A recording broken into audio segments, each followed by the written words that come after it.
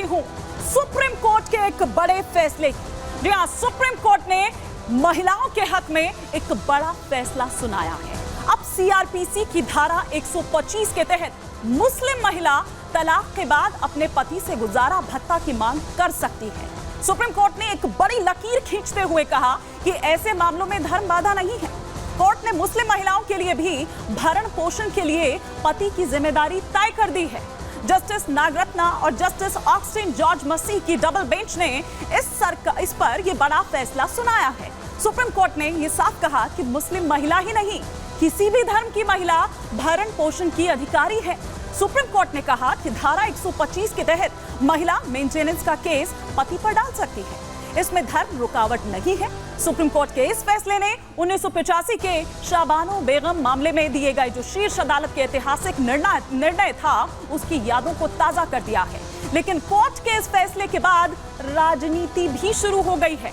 कांग्रेस और समाजवादी पार्टी पर भाजपा हमला कर रही है, तो वहीं समाजवादी पार्टी के नेता भी पलटवार कर रहे हैं। लेकिन क्या है ये पूरा मामला, किस तरीके से क्या कुछ ऐतिहासिक निर्णय जो है वो दिया है, वो हम यहाँ पर समझने की कोशिश करेंगे सिलसिलेवार तरीके से।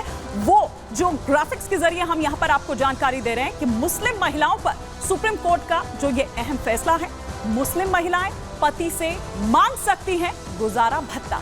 तलाक के बाद मुस्लिम महिलाओं को गुजारे भत्ते का हक होगा, जबकि पहले ऐसा नहीं था। गुजारा भत्ते पर हर धर्म की विवाहित महिलाओं का यह हक है, यह साफ तौर पर कोर्ट द्वारा कहा गया। सुप्रीम कोर्ट का यह फैसला क्या है और क्या कुछ कहते हैं, यह भी हम यहां पर समझने की कोशिश करेंगे कि क्या कुछ और जो तमाम बातें हैं वो सुप्रीम कोर्ट द्वारा यहां पर कही गई है।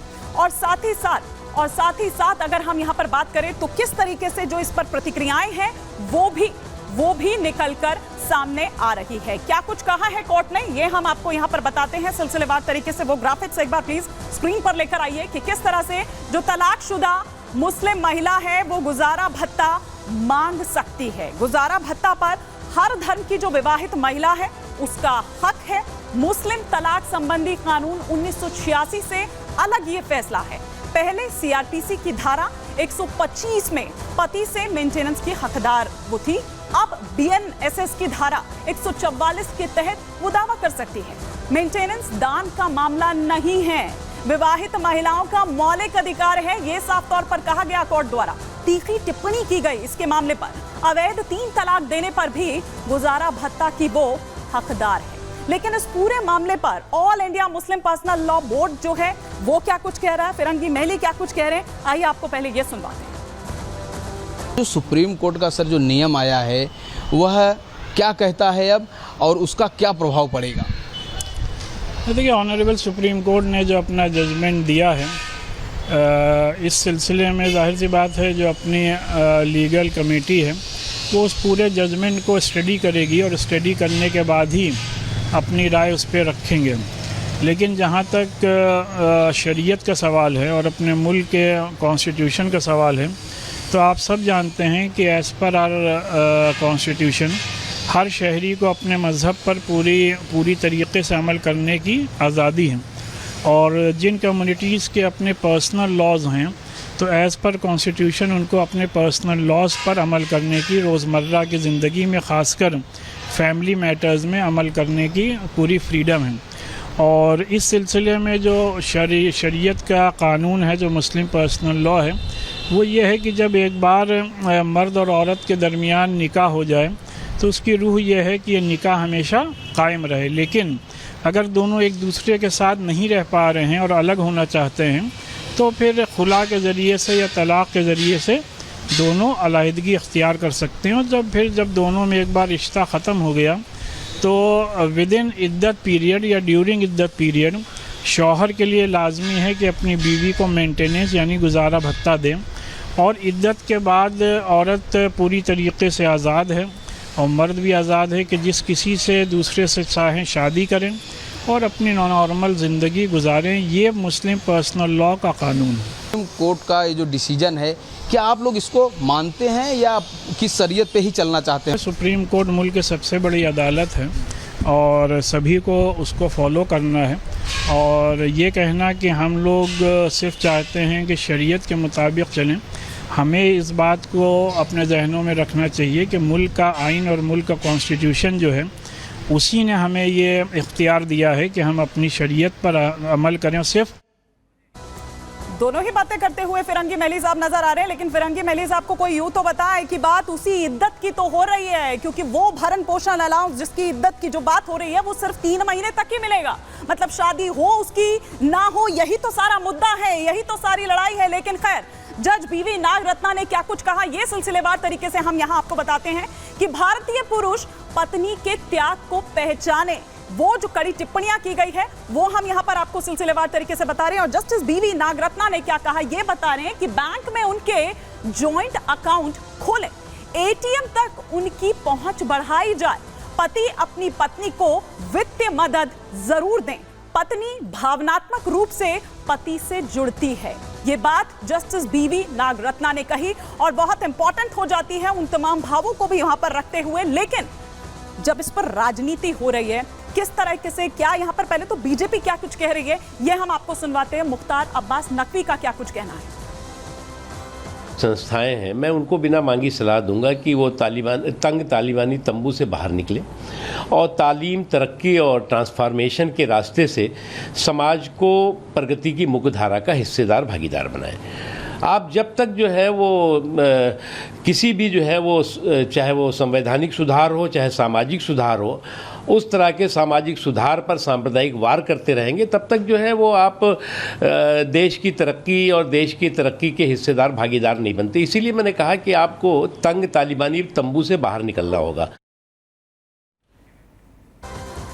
और अब इनके बाद आइए आपको बताते हैं कि मामला क्या है। तेलंगाना के अब्दुल समद और उसकी तलाकशुदा पत्नी से जुड़ा हुआ दरअसल ये पूरा मामला है।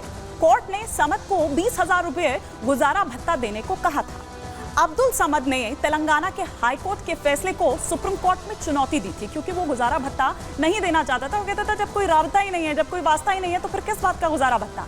दलील क्या दी गई ये अब आपको बताते हैं। दलील ये कि मुस्लिम महिला को सीआरपीसी की धारा 125 के तहत याचिका दायर करने का हक नहीं है। मुस्लिम महिला को अधिनियम 1986 के प्रावधानों के तहत ही चलना होगा। मुस्लिम महिला को अधिनियम 1986 के प्रावधानों के तहत चलना होगा। ये वो तमाम जो दलील है वो दरअसल रखी गई। लेकिन अब जब ये फैसला आया है, सुप्रीम कोर्ट ने बड़ी टिप्पणियां भी इस पर की है। ऐसे में जो मुस्लिम महिलाएं हैं वो इसे किस तरीके से देख रही हैं, हम उनसे समझने की कोशिश करते हैं। हमारे 2 सहयोगी इस वक्त हमारे साथ जुड़ चुके हैं। राघवेंद्र हमारे साथ लखनऊ से जुड़ चुके हैं और साथ ही साथ सत्य विजय हमारे साथ इस वक्त जुड़ चुके हैं। सबसे पहले मैं सत्य विजय आप ही का यहाँ पर रुख करना चाहूंगी कि क्या कुछ रिएक्शंस वहां पर आपने उन लोगों से बात की, या कुछ महिलाएं अगर आपके साथ हैं वो इस फैसले को किस तरह से देख रही हैं? जी हाँ, बिल्कुल। देखिए, सुप्रीम कोर्ट ने जो फैसला दिया है उसके बाद हम तमाम जो मुस्लिम वर्ग की महिलाएं हैं उनसे बात करेंगे, इन्हीं से जानेंगे कि इनकी क्या राय है, क्योंकि सरकार एक 3 तलाक के खिलाफ कानून लाई थी और उसके बाद जो कोर्ट का फैसला है कि जो तलाक पीड़िता हैं वो मुस्लिम महिलाएं भी कोर्ट में आकर गुजारा भत्ते की डिमांड कर सकती हैं, याचिका लगा सकती हैं। इस पर तमाम मुस्लिम वर्ग की महिलाएं हैं, इनसे मैं बात करता हूँ। बाजी, आप बताइए, जो कोर्ट का फैसला है कि आपको गुजारा भत्ता लेने का हक है, इस पर आप क्या कहेंगी? अब तो ये हक है, अब निकाला है कानून ने, हम कानून से जो कोर्ट ने फैसला निकाला उससे बहुत ज्यादा हम लोग खुश है, सभी महिलाएं, मुस्लिम महिलाएं। लेकिन पहले नहीं था ऐसे, पहले बहुत ज्यादा दिक्कत थी, परेशानी थी। तालाक दे के आदमी बेफिक्र हो जाता था कि हमने अब हमें कोई काम ही नहीं करना है। लेकिन अब उन पे ये बड़ी जवाबदारी आ गई कि अगर बेटा तुम तालाक देने से पहले ये बात सोच लो कि हमें आगे करना क्या है, तो अब वो तालाक देने में डरेगा भी इस बात के लिए, कम से कम, क्योंकि उसे जिंदगी भर खर्चा दे रहा है। चाहे हम अपने घर मायके बैठे हो या हम कहीं और भी काम कर रहा हो, इसके खर्चे से हमें खर्चा पूरा नहीं होगी, जिंदगी पूरी नहीं करेगा वो। बहुत अच्छा कोर्ट का फैसला है, बहुत अच्छा कोर्ट का फैसला है और इस फैसले से, कोर्ट के फैसले से हम सब बहुत खुश है। आप बताइए क्या कहेंगे? मैं भी बहुत खुश हूँ इस फैसले से कि मतलब जो कोर्ट ने फैसला लिया है उस हिसाब से। अच्छा जी, मतलब अब आप गुजारा भत्ता की डिमांड कर सकते हैं? जी जी बिल्कुल। कहीं ना कहीं तलाक देने की जो प्रवृत्ति है वो भी कम होगी? जी जी बिल्कुल होगी। अच्छा, आप बताइए क्या कहेंगी, कोर्ट ने जिस तरह से फैसला दिया है इसको लेकर? मैं बहुत खुश हूँ तलाक के मसले से और ये कोर्ट के मसले से। मैं तो ये चाहती हूँ हर बहनों को इसका सुकून मिले और तलाक नहीं हो इन बच्चियों की, इतना चाहती और हूँ। अगर हो जाता है, कोई दे देता है, पहले जो केस आए हैं उसमें गुजारा भत्ता के लिए अब आप कोर्ट का दरवाजा खटखटा सकते हैं। साहब पहले मैं ही अपने ऊपर से ले लेती हूँ। मेरी आज लड़की 18 साल की हो गई है। जब मेरी तालाक हुई थी तो मेरी बच्ची को 7 महीने के लिए के दुनिया में काम करती फिर रही थी। जब कोई सहारा नहीं था, ना माँ बनती सहारा, ना ससुराल वाले सहारा बनते। इसलिए मैं बहुत अच्छी हूँ और खुश हैं। इसलिए है ना, बता कोर्ट ने हमारे लिए कुछ अच्छा सोचा। ठीक है। अच्छा फैसला लिया। आप कुछ कहना चाहेंगे? हाँ जी, बहुत अच्छा फैसला है। अच्छा फैसला है। तो देखिए, ये तमाम मुस्लिम वर्ग की महिलाएं, इनकी राय आपने सुनी। सबका ये कहना है कि कोर्ट का ये अच्छा फैसला है और इससे कहीं ना कहीं जो तलाक देने की प्रवृत्ति है उसमें भी कहना चाहिए रोक लगेगी, क्योंकि अब जो तलाक देने वाला शौहर है, जो पति है, उसे मालूम है कि उसे जिंदगी और गुजारा भत्ता देना होगा। तो इस फैसले का सभी यहाँ पर स्वागत करते हैं।